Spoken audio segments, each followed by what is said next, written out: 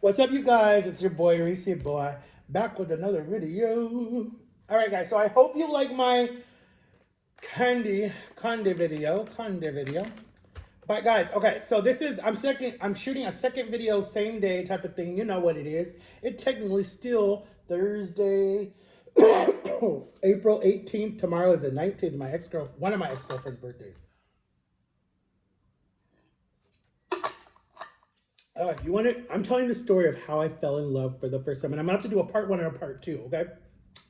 So you'll see part one on Friday, and then you'll see part two on Saturday. No, I don't know if I'm gonna do. Yeah. Let me tell you guys that story. So I just made some ramen noodles with some ground chicken and just like a stir fry. You're just missing the vegetables, and I'm so hot because I just cooked and I was like, dude, I need to lose weight. Okay, dear God bless this video. Just made me amen. All right. So my first true love was my son's mother. That was like probably my first true love. Shout out to you, babe, wherever you are in heaven, watching over us. Thank you for bringing me my kid back. Um, you guys can kind of, if you guys look really close, you can kind of see the steam. See the steam? It's hot, hot. Like you tell little kids, that's hot, don't touch. And they say hot. Like I taught my nephew. All right, so that's it right there. I just always, we'll talk about it later, but I need to stop eating ketchup because ketchup can make you fat too. Even though it's made from tomatoes, it can make you fat. So, anyways, so my first true love, I kind of told a story, guys, in one of my videos, like maybe 2 or 3 videos ago. Um, I didn't, mm, mm, I think the reason why I loved her so much is, and I'm gonna post one, I'm gonna do a tribute to her on her birthday. She would have been, oh God, how old would she have been? I don't know. I'll have to ask her mom how old she will be on her birthday. Her birthday is May 29th. I gotta remember how old she'll be because she's like 5 years older than me, I think. So, anyways, you guys do the math. Let me know how old she would be if she was still living. Guys, that is like, anyways, I loved her for one. She didn't judge me because when she met me, I was putting on weight, not as fast, and then she was kind of heavy because she still had the baby weight on her. So it's like we both were kind of big, but like we never judged each other. And then she knew I had a disability. She knew my reading was like the main issue, but she saw weight. Like she was like, there was a funny thing that we had between all three of us, me, her, and her brother, and my best friend John, is that they're street smart, I'm home smart. So basically, like I know how to do the ins and outs in the home life. Okay, I know how to do all this stuff because I was raised by not a single mother, but kind of like a single mother, and then my father was prior Air Force and all that different stuff. So anyway, but don't get me crazy. I know street stuff now. Believe me, being in Florida for 18 years, I know street stuff now. So anyway,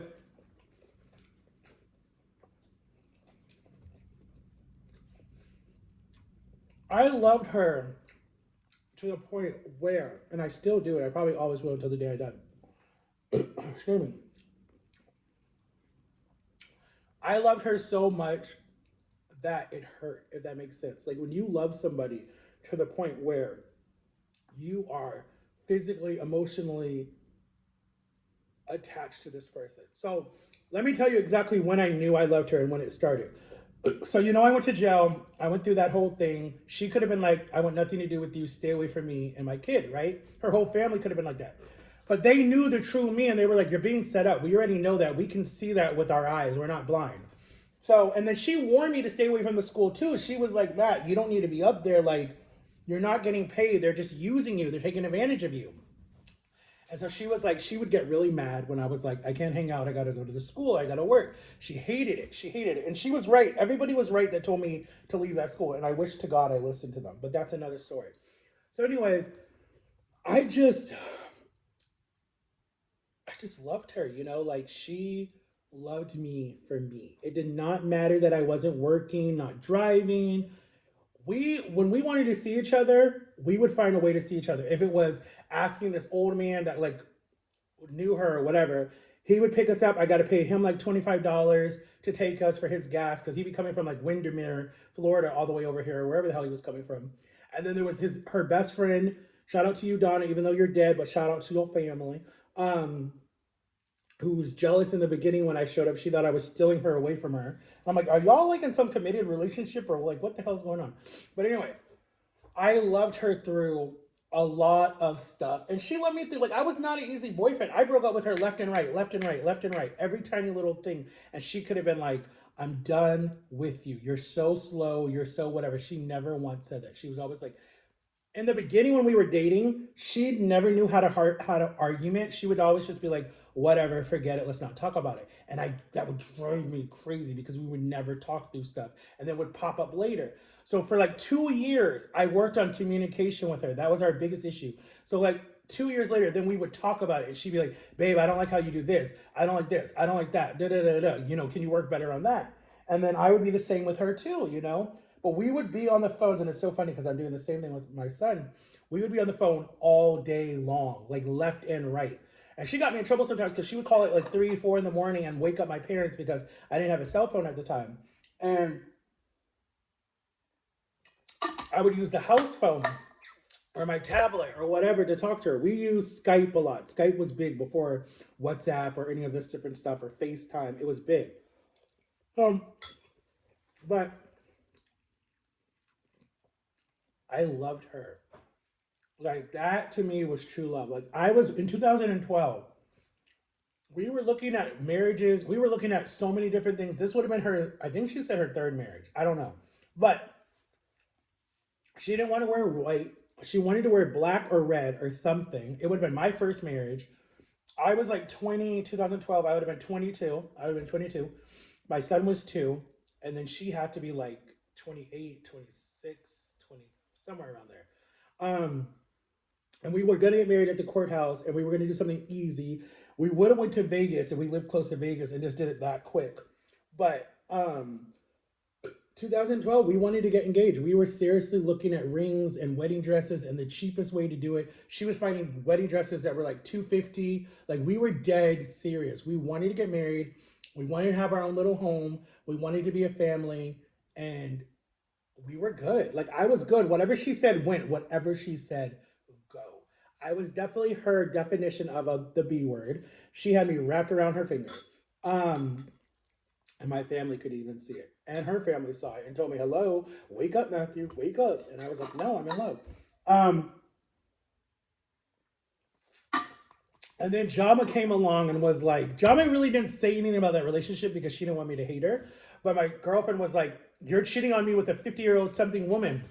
And I'm like, "No, we're not. We're not sleeping together." But people just thought our Facebook pictures were too cozy up or whatever. And people thought we were sleeping. I'm like, "She's married. I'm not a homewrecker."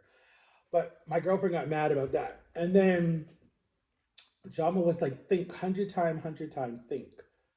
Are you sure you want to marry her? Are you sure?" And even my family asked and different people, and they were just like, "You're not going to be happy. She's not going to be happy either, and whatever it is." And I can understand cheating maybe like the first time, the second time, but as many times as I was cheated on, I should have left. But I stayed because I loved her and I love my son, and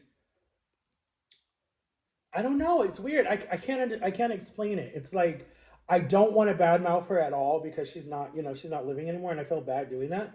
But it's my pain, and I feel like if she had a platform, she would talk about the pain that I did for her because I might have made her very insecure. I might have made her very like no, I wouldn't say insecure. I wouldn't say that because I never judged her on anything, but I might have not given her enough love. And then the way that I disappeared from her life was a very shitty thing to do when someone is at their lowest. You don't ever abandon them thinking that's going to wake them up. That actually makes them worse. That literally makes them worse when you do that. That's why I'm still suffering after her death. That's why I'm suffering after my grandpa's death. It's like a lot of stuff. It didn't help me get better. It just made me the worst again. But like, dude, I could have married this woman. I could have seen us growing old together. We would have been like a fun married couple. Like, we were doing social media. People loved our platforms. People loved the stuff that we were doing. We were big on Kiki. We would have like been super famous on TikTok right now with all our little skits and stuff that we did. We would have been a couple's gold channel. I'm telling you, hands down. Um, and then you would have saw our son in the background, like, "Do I have to be in this video?" And he would have been really mad. but we probably would have not forced him, especially when he could start telling us like, no, I don't want to do it. Um, but he would have loved it because he would have saw a lot of his childhood on social media, so he could look back at it, especially now. And I would have loved it too because we could have watched all our happy moments. And Kiki is no longer, so you can't find those videos. I wish I could. All we have now is like funny little videos and clips on Facebook. Thank God for Facebook. But like, I wish we had a reality show or something to watch fun memories. That's why I'm trying to do more memories with my son so he has memories. If something happens to me, he can be like, at least dad tried to make fun memories. But yes, guys, I was addicted. I literally my counselor said that she was my addiction when I got out of jail. She said you put your addiction into her and you didn't care about nothing else. Like I was dealing with so much PTSD, so much issues that happened to me when I was in jail. She was the only thing keeping me alive. Like people don't understand. If it wasn't for her and her son, I wouldn't be here. Like I literally was drowning in 2011. Like I was done, guys. I was done with life. And she like took my hand and she actually grabbed me by the face and she was like, "Babe, we got this. I got you. You were there for me and I got you." And she was like, we're good." And I was like, "All right, I got to live for these two people." And that's what I did because at that time it's hard to explain. Like there were certain people in my family that didn't really do what I thought they were gonna do. Um, in that sense, I mean, my mom kept going to Texas when I needed a mother. My father was working so much. My sister was working. My brother was going to school. I kind of was like living on my own. Like sadly, like I was always by myself, and my aunt was working a lot. She would try to come get me, but I was on house arrest. I couldn't go nowhere. I had to leave at 6 a.m. and be home back by 6 p.m. And my aunt did come and get me. She did do stuff with me. She did. And I remember Michelle Obama came, and I couldn't go because the metal detectors, I would have set them off, and it would have made the news. But we were like, that would have not been fun. But, anyways, my girlfriend stood by me through that whole thing, and I owe her that. I owe her my life. I really do. But yeah, she was my first true love. I mean, that ties it up. That really ties it up. So I got to shoot something for her on her birthday. I don't know what I'm going to shoot for her on her birthday. Like, I don't want to do like balloons or a cake or something that you kind of do when a person is dead, no longer alive. You do something for them. That sounded so mean how I said it, but it just was like, it's the truth. Like, I don't know what you do. Like, comment below, what do you do after someone that you love has passed away? Like, what do you do? Balloons or something on their birthday? I don't know what you're supposed to do. So comment below, let me know what you guys think. That's my true love story, and I will see you guys on Saturday with another video. Hopefully I shoot a video tomorrow with Jama. Hopefully something. But I love you guys, and I'll talk to y'all later. And make sure to like and subscribe and check out my TikTok shop. Talk, whatever it's called, just check out TikTok. I love you guys so much. Thank you for supporting me. Bye bye.